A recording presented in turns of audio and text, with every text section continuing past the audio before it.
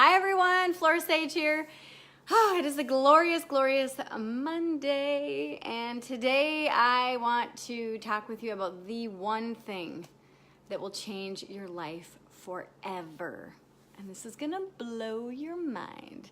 Now I know a lot of you who have been following me for a long time already know what this one thing is, but if you're new to my page or my channel, wherever you're watching this, my website, this might seem a little simplistic. This might seem a little bit idealistic, but I promise you, when you put this into practice, it's going to change your life forever. So, good morning, Shannon, Marita, and Elena, my rock star top fans. So, what is the one thing that's going to change your life forever? That's for you to decide. So the concept and the whole premise of my next book that's coming out late this year, it's the 1 degree shift. And most people think in order to create lasting change in their life, they need to do a complete 360 or a complete 180 or even a 90-degree shift. But I'm here to tell you that for change to stick, or for you to start getting something that you want, the easiest, quickest, fastest way is to pick and make one change per day. So I'm going to ask you this question, and I want you to answer it in the comments below, whether you're watching this live or watching the replay. What is one thing that you can do today and commit to doing every single day over the next year that you think or feel is going to make the biggest impact in your life? What's the one thing that you feel you can do every single day for the next year that you feel will make the biggest impact in your life? I want you to ponder this question and really, really think about this. So one of the things, the classes that I have inside of the Mastermind Mafia is the Elevate program. And the Elevate program actually is a program to teach you how to, first of all, teach you what habits are, how we break them, how we actually form them, how you change them, how you modify them. And we look at the science behind habits. And I think I did this program last year or the year before. It's a really powerful program. But in any case, I had everyone pick just one thing. And one of the things that I also spoke about with my tribe is keystone habits. Now, keystone habits are a habit that you put in place that literally ripple out and impact the entire rest of your life. Now, those of you who are watching this who are part of the Mastermind Mafia, you know what I'm talking about. You've seen the impact of habits. You've seen the impact of breaking those habits and creating new habits. You've seen the impact and experienced the impact of committing to just one baby step a day. Now, when I say one thing, like what's the one thing that you can do that will change your life in a year? I'm not talking about a ginormous change, okay? I'm talking about one tiny little shift. That tiny little shift, let's just say that you want to start getting up earlier. So if you want to get up earlier, you should probably, or what I would recommend you do, is to go to bed earlier. Because a lot of the times people say, well, I want to get up earlier, and then they try to get up earlier, but then they're like, oh, I'm just so tired. I just can't even function. I can't open my eyes. I need coffee first. Like, what? You know? And so then I'm just like, okay, so are you getting enough sleep? And that person's like, I don't know. So the key is to figure out first and foremost, if you want to get up earlier, ask yourself, what time are you going to bed at night? And how much sleep do you actually need to feel rested? Now, some people have no clue as to how much sleep that they actually need. For me, my optimum level is about 7.5 to 8 hours. So how can you tell? How can you know how much sleep you need? Go to bed. Don't set your alarm on, okay, do this on a day that you don't have to be someplace at any specific time, okay? So go to bed when you just feel okay, I'm tired.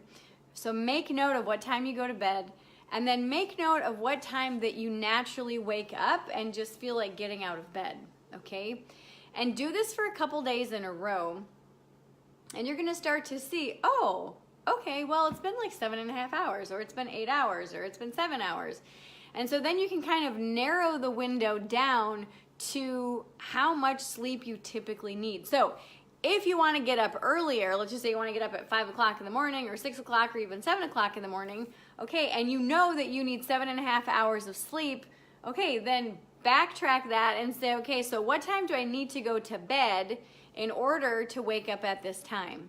And that's what I recommend that your goal be, or that one thing that you choose is, instead of waking up at 6 o'clock in the morning, change that or shift that goal to, or that one thing to, I want to go to bed at 10 o'clock at night, or at 10:30 at night. Because when you set that goal, then you are going to be successful at actually getting up at the time that you want to. See what I mean? So when you pick that one thing that you feel is really going to change your life over the next year, ask yourself, is that really the goal that I need to be focusing on? Or is there something else that's connected with this that's going to influence whether or not I do this particular thing? Do you know what I mean? So we got some comments here. Hang on, let me go backtrack. Good morning. Hi, Ruby. Let me see. To have a daily yoga meditation practice. Elena says, be realistic about my schedule. Commit to it and journal. Romy says, be grateful every day. Awesome. Hi, Shauna. Marita says, I need to review that program again. Yes, she is one of my VIPs inside the Mastermind Mafia. Shannon says, my daily practice has fallen into the wayside and every aspect of my life suffers greatly. Self-discipline, confidence, and how I feel physically. So it sounds to me like your daily yoga practice is one of your keystone habits. And so what can you do to fully commit to that practice? Like, what's one thing that you can do that will fully align you to saying, come hell or high water, I am going to do my daily meditation and yoga practice every single day? Like, what's one thing that you can put into place to make sure that that happens? Go ahead and drop it in the comments below. Romy said to be more patient. Yes. Ruby said change habits, pay no attention to negative people and their habits. Yes. I mean, oh my goodness, especially if you're in a partnership. So I hear this all the time with my clients is, you know, I'm really motivated and then my partner gets home from work and they're tired and then I end up not doing anything the rest of the night. And it's just like, okay, well, let's talk about this. And so we look at why partners let their partners become so influenced by their energy and what you can do about it. So yeah, that's huge. Romy said, let go and let it come to me to a point, take inspired action. So I would recommend, hang on, so let me look at, so be more patient. Okay, so how do you feel that you can be more patient? One of the things that I recommend to people who are trying to be more patient is to, instead of saying I'm going to be more patient, I'm just going to surrender to what is and just know that this is how things are supposed to be. And so you can ask yourself, okay, so what if I'm supposed to wait a little bit longer? Like, what if, because I'm waiting, that thing that I'm going to get is even better than if I were to get something today? So kind of start to shift your thinking and your thought patterns around that. Let me see. Ruby says, pay no attention to people and their bad habits at work. Right. So maybe instead of focusing or putting your goal around other people, instead of saying pay no attention to people and their bad habits at work, how about you rephrase that and say, pay closer attention to what I'm focusing on at work. So make it you-centered so that your goal is about you and your life. Think about that.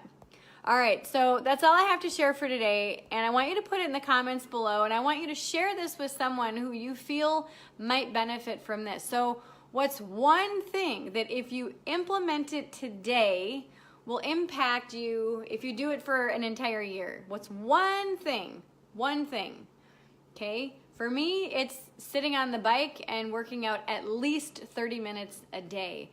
You know, I've had some knee issues that are a result from boot camp, and this is one of the things that I need to focus on, the health of my knees. One of the things that I've done is kept my weight down, and I've been at my ideal weight, with the exception of being pregnant twice. I've been at my ideal weight my entire life.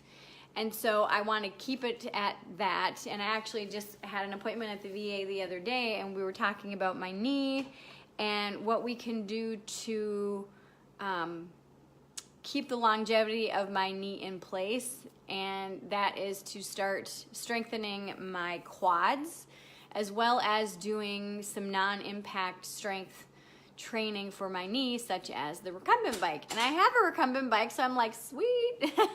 So that saves on my physical therapy. But yeah, and so it's to really truly commit to doing at least 30 minutes a day on the bike. I mean, I did like 65 last night. I love my bike, but I've gotten out of practice and my knee is feeling it. So Sheena said, sticking to healthy routines. Be more specific. You've got to make sure that when you're setting your goals that you are very, very specific. It's not just, oh, I'm gonna do this, or and sorry to call you out, Sheena, but you're one of my VIPs and we can talk about this later. But sticking with healthy routines, you got to be specific. What healthy routines are you talking about? You've got to be very, very specific with yourself, because what might be a healthy routine for you today might not be healthy for you in 5 years or even in 5 months, okay? So there are things sometimes that we do that work for us and are beneficial for us. Now, like if you're sick, a healthy routine might be to rest the entire day. Okay, so that's good when you're sick, but when you're healthy, okay, now what does your routine look like throughout the day? Now what does your morning routine look like? What, you know, and a lot of people are like, well, why do I have to have a routine? You don't have to. Humans thrive on routine because it saves our brain power. It saves the amount of energy that we spend each day. So having routines are beneficial for us, and they're beneficial for our decision making as well as our energy level and our level of alertness. But the key is to figure out those things that you're doing that drain your energy and those things that you're doing that really uplift your energy. So instead of just saying sticking to healthy routines, be more specific. What are those healthy routines? Okay? And like drinking more water or having a healthy breakfast. Well, what does that entail? Okay? So really get specific, all of you, when you are looking at this one thing. Now, I wouldn't put like 5 things or even 6 things on your list or even 3 things. Pick one thing that you're committed to doing every single day. And this is not a big thing. You know, one of the things that I mentioned at the beginning of this video, this isn't a 360-degree shift. This isn't a 180-degree shift. Now, my bike, so some of you might be going, oh my God, 30 minutes a day on a bike. I don't know if I can do that, blah, blah, blah. I mean, for me, that's a tiny, tiny commitment, okay? I'm used to working out an hour a day or more, so 30 minutes on a bike is just part of it. You know, I'm like, oh, I love working out. I love being fit. I love being in shape. I love doing yoga. I love moving my body. So 30 minutes for me is absolutely like nothing on a bike. You know, I mean, I can sit on my bike and scroll Instagram for 30 minutes and it feels just like that. So if you're thinking about doing something and it feels like this huge commitment, scale back. Because if it's a huge commitment, that might be a 45-degree shift for you, or a 90-degree or 180-degree shift. The key is to whittle it down into a tiny little tweak, a little tiny tweak, a little tiny baby step that you can take, and that you can shift your energy so that you can start seeing a different perspective, so that you can start experiencing something new, okay? All right. Ruby said, I need to set my goals clearly to focus on me. Yes. Sheena says, the 1 degree shift has made a wonderful impact in my life. Yay! I love it. I love it. I love it. All right, everyone. I love you all so much. Please comment below what your 1 degree shift is, what that one thing that you're committed to doing over the next year is. And then what I also want you to do is I want you to tag somebody in the comments below, or share this on their page, or share it on your page if you have found value in it. All right? Okay. I love you all so much, and I hope you have a fabulous rest of your day, and I will see you back here very, very soon. Mwah. Bye-bye.